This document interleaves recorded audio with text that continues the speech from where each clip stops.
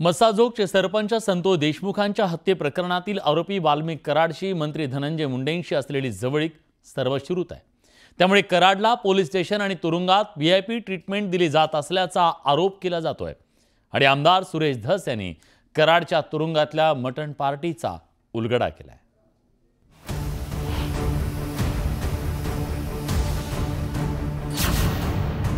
वाल्मिक कराडचा तुरुंगात मटणा भरताव, तुरुंगात कराडला VIP treatment, तुरुंग प्रशासनावर धसांचा सवाल।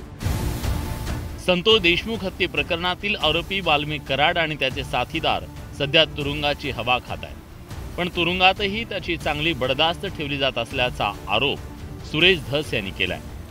देशमुख यांनी विथ टायमिंग जेलमध्ये वाल्मिक कराड आणि त्यांचे सहकारी यांना कशी व्हीआयपी ट्रीटमेंट दिली जाते याचे जवळजवळ 13 उदाहरणं हे माझ्याकडे लेखी स्वरूपात दिलेले आहेत। वाल्मिक कराडला तुरुंगात रोज स्पेशल चहा दिला जातोय, तसंच त्याच्या जिभेचे चोचले पुरवले जात असून त्याला चमचमीत मटण पुरवलं जात आहे। रोज कपडे बदलता यावेत म्हणून तो तुरुंगात कपड्यांची खास बॅग वापरतोय, असा दावाही करण्यात आलाय। आरोपीला आतापर्यंत कुठलाही अभय नाही, गुरमीत आहेत।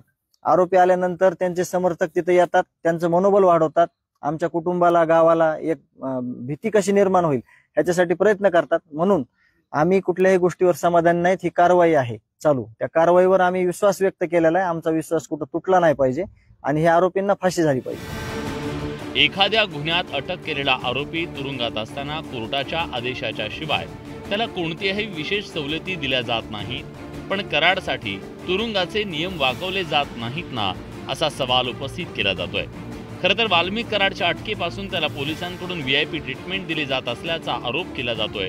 धनंजय मुंडेशी असलेल्या जवळकीमुळे कराडची तुरुंगात बडदास्त ठेवली जात असल्याचा आरोप संतोष देशमुखांच्या कुटुंबांकडून केला जातोय, अशा सुरेश धसांनी हा मुद्दा उपस्थित केला। दरम्यान धनंजय देशमुखांची भेट घेऊन निघालेल्या सुरेश धस यांना परळीत धनंजय मुंडे समर्थकांच्या रोषाला सामोरं जावं लागलं। मुंडे समर्थकांनी धस यांना काळे झेंडे दाखवून त्यांचं वाहन अडवण्याचा प्रयत्न केला।